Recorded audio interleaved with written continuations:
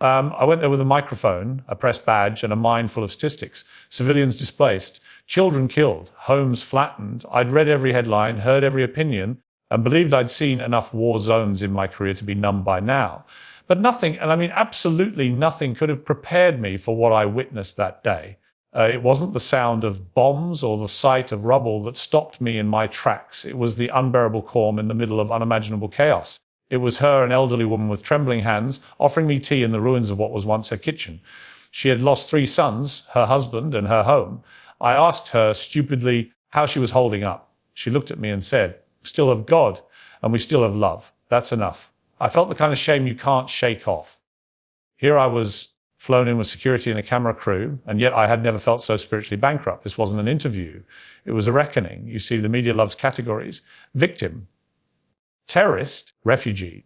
But none of those labels came close to the strength I saw in that family. They had lost everything, yet carried themselves with a dignity that made me feel like the one who was impoverished. The father sat down next to me, his voice steady despite the gunfire in the distance. "We are not angry," he said. "We are patient. That is our power." And I believed him, because power isn't in the weapon. It's in restraint. It's in forgiveness. It's in faith. That afternoon didn't just change how I reported the news. It changed how I understood the world. And for the first time in my life, I questioned what I believed and what I didn't. You think you understand a religion because you've read a few controversial headlines or watched a few cherry-picked videos online. One of the biggest economies. You think you've got Islam figured out because someone once shouted something on the news with a flag behind them. But let me tell you something that most people will never admit on air. You don't know a single thing about it until you've stood inside it, seen it lived, breathed, and embodied in the midst of unimaginable tragedy. I had no plans of walking away changed. I came in, as I always do, with sharp questions and a raised eyebrow. But the answers didn't come in words. They came in silence and smiles, in the way that family carried their faith like armor and offered kindness like it was oxygen. No lecture, no sermon, no holy book in sight, just action. Just humanity so profound it felt otherworldly. I watched a father kneel in prayer 5 times a day with nothing left but faith and flaw. I watched a young girl, barely 10, whisper words of the Quran while her hands bandaged her younger brother's wounds. I didn't need a translator. I didn't need a theology degree. I needed eyes. And what I saw, belief, not the loud performative kind, but the kind that holds steady when your world falls apart. You begin to understand something terrifyingly beautiful. That faith isn't about declaring who's right and wrong. It's about living something so deeply that no war, no loss, no cruelty can strip it from you. And that's when it hit me. I hadn't come face to face with a religion. I'd come to face with truth, lived, not preached. And for the first time in a very long time, I felt quiet, not silenced, humble. We live in a world obsessed with noise, screaming matches on television, outrage on demand, opinions fire like bullets across social media. We confuse volume with value. But when I stood in the remnants of that Gaza neighborhood where silence was broken only by the distant hum of drones, I witnessed a kind of strength that made all our Western theatrics look embarrassingly hollow. It was quiet, it was composed, and it was unbreakable. You want to know what real strength looks like. It's not a man in a suit barking orders from a podium. It's not a celebrity patting themselves on the back for a trending post. It's a mother who has lost her child, still laying out food for guests. It's a teenage boy who's seen more war than anyone should, still helping his sister with homework under a flickering light. These people don't have time for performative grief or orchestrated heroism. Their strength isn't curated, it's carved out of suffering. I sat across from a young father who had buried his brother the day before. He didn't raise his voice once, didn't rant, didn't cry for vengeance. He simply said, "We are tested, but we endure." And it landed heavier than any political commentary I've ever delivered. Strength isn't about how loudly you demand justice. It's about how gracefully you survive injustice. And there was a man with every privilege and platform feeling utterly exposed. Because in that moment, I realized how fragile we've all become, hiding behind our comforts, flinching at the slightest inconvenience. Meanwhile, here were people whose lives had been shattered, yet they stood taller than any of us. Not broken, not bitter, just profoundly alive. And for once, I had no argument, just admiration. Raw, uncomfortable, life-changing admiration. It's easy to talk about dignity when you're sitting in a leather chair, sipping bottled water, and nodding along to civilized debates. But take away the roof over your head. Strip the electricity from your home, shatter the windows, scorch the walls, leave nothing but dust and memories. And then let's see if you still speak with poise.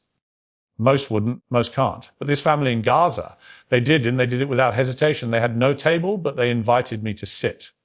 No cups, but they found one for tea. The daughter, maybe 12 years old, handed me a piece of bread like she was welcoming a king. That was the first moment I felt completely small, not because I was unwelcome, but because I was utterly outclassed. These weren't victims playing host. They were survivors radiating grace. In the West, we worship wealth, flash, and convenience.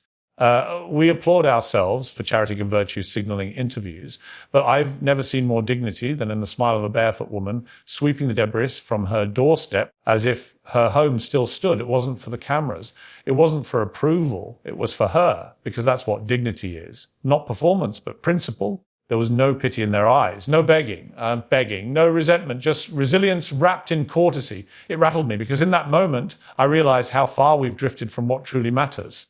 We equate dignity with designer labels and luxury lifestyles. They define it by how they treat people, even strangers, even journalists, even in war.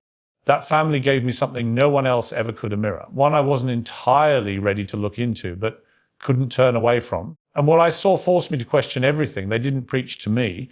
They didn't hand me a pamphlet, quote scripture, or corner me with conviction. No one tried to convert me. And that's precisely why I started to listen. We live in a world addicted to noise, where people push their beliefs with volume instead of value. But this family didn't need to raise their voices. Their faith wasn't broadcast. It was breathed, lived, and embedded in everything they did. It was in the way they served me the last of their rice without blinking. It was in how the father kissed his child's forehead before kneeling on a tattered prayer mat, was surrounded by broken walls, was in the little boy who whispered, Alhamdulillah, after every bite, grateful for a meal that wouldn't fill most of our plates. And I'll be brutally honest, it was disarming because when someone carries their beliefs with quiet conviction, without ego or agenda, it pierces deeper than any argument. You can't debate kindness. You can't refute grace. What I saw in them wasn't just Islam. It was character. It was consistency. It was unwavering principle in the face of absolute despair. And when I found myself silently moved, not by what they said, but by how they lived, I realized how little I knew about faith, not religion. Faith, the kind that doesn't ask you to follow blindly, but dares you to look inward and ask better questions. It was in their silence that I heard the lewdest truth. A truth I couldn't dismiss or debate. Something in me shifted, because when belief is lived with humility and strength, it doesn't need a pulpit. It just needs to be witnessed. And once you witness it, you're never quite the same again. I didn't go looking for faith. I went looking for facts, for evidence, for sound bites. I arrived in Gaza armed with questions and skepticism, convinced that no amount of suffering could possibly unlock something as transformative as belief. But sometimes life doesn't ask for your permission before it shakes you to your core. Sometimes truth doesn't knock. It walks straight in and sits beside you in the rubble. It wasn't a dramatic moment. No lightning bolt, no divine voice, just a subtle unraveling of everything I thought I understood. A mother humming verses from the Quran while cleaning ashes from her floor. A teenage boy who, despite losing half his family, told me he forgives. Not because he forgets, but because, as he said, hate is too heavy when you have to rebuild every day. I wasn't just witnessing Islam. I was witnessing redemption. But not the kind that arrives in white robes and grand gestures. It was the kind you feel in the small, quiet corners of human resilience. The kind that enters through the back door of your soul when your defenses are finally down. I left Gaza with the kind of clarity you don't plan for. I didn't convert out of guilt or pity or biggest economies or pressure. I didn't declare anything to make headlines. I changed because what I saw was too honest to ignore. This Muslim family didn't just open their home to me.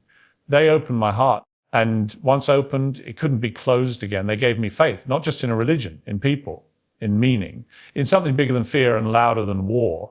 I walked in a journalist. I walked out a believer, not in theory, in practice. And that's a sentence I never thought I'd say until I had no choice but to say it.